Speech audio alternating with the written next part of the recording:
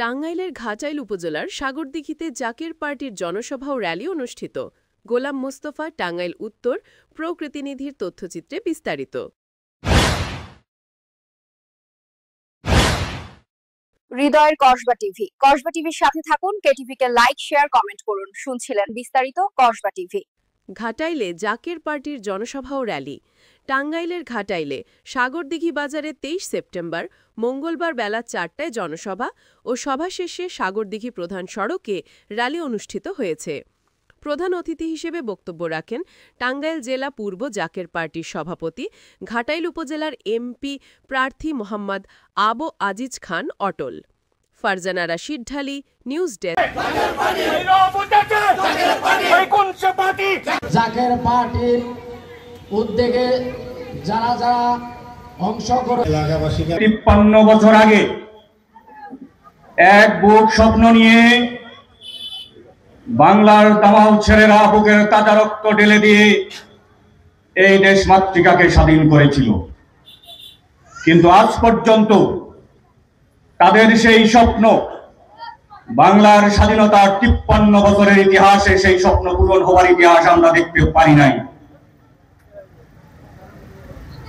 আজ বাংলার স্বাধীনতার ৫৩ বছরের ইতিহাস, বাংলাদেশকে বিশ্বের দরবারে বারবার দুর্নীতিতে চ্যাম্পিয়ন করার ইতিহাস, বাংলার ৫৩ বছরের ইতিহাস, এদেশের অর্থকে লুটপাট করার ইতিহাস, ৫৩ বছরের ইতিহাস, এদেশের সহজ সরল মানুষকে ধোঁকা দেওয়ার ইতিহাস, ৫৩ বছরের ইতিহাস, আমার দেশের মা বোনদেরকে দর্শন করার ইতিহাস, ৫৩ বছরের ইতিহাস, রাজনীতি নামে অপরাজনীতি করার ইতিহাস, ৫৩ বছরের ইতিহাস, ধর্ম নিয়ে অপকর্ম করার ইতিহাস, ৫৩ বছরের ইতিহাস, আমার দেশের সার্বভৌমত্বকে বিসর্জন দেওয়ার পায়তারা করার ইতিহাস, ৫৩ বছরের ইতিহাস, এদেশের মধ্য থেকে, এদেশের আলো বাতাসের মধ্যে বড় হয়ে বাংলাদেশে বসে থেকে বাংলাদেশের বিরুদ্ধে ষড়যন্ত্র করার ইতিহাস।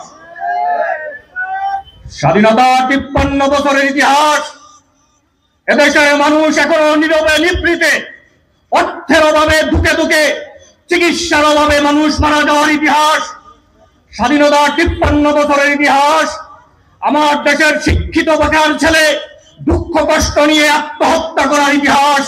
স্বাধীনতা ৫৩ বছরের ইতিহাস, ফেলানির মতো মা বোন সেই বর্ডারে গিয়ে তাদের লাশ ঝুলন্ত করার ইতিহাস। ৫৩ বছরের ইতিহাস, শিশু বাচ্চাদেরকে দর্শন করে হসপিটালে ছটফট করে মারা যাওয়ার ইতিহাস। স্বাধীনতা ৫৩ বছরের ইতিহাস, কবর থেকে লাশ তুলে পুড়ে ফেলার ইতিহাস।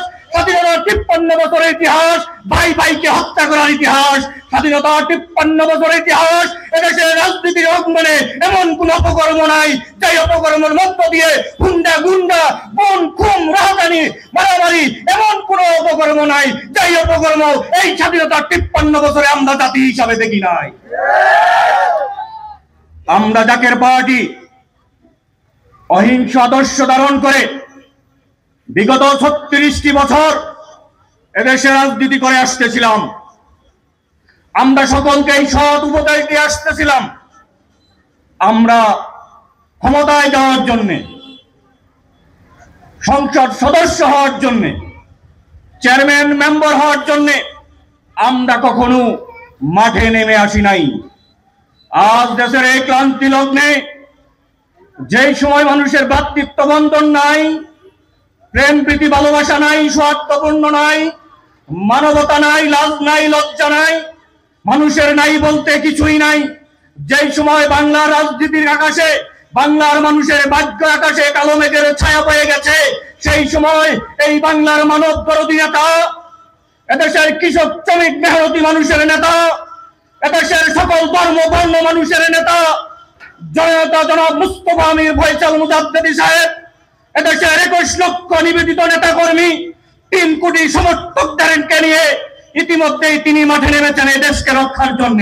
হৃদয়ের কসবা টিভি। কসবা টিভির সাথে থাকুন, কেটিভিকে লাইক, শেয়ার, কমেন্ট করুন। শুনছিলেন বিস্তারিত কসবা টিভি।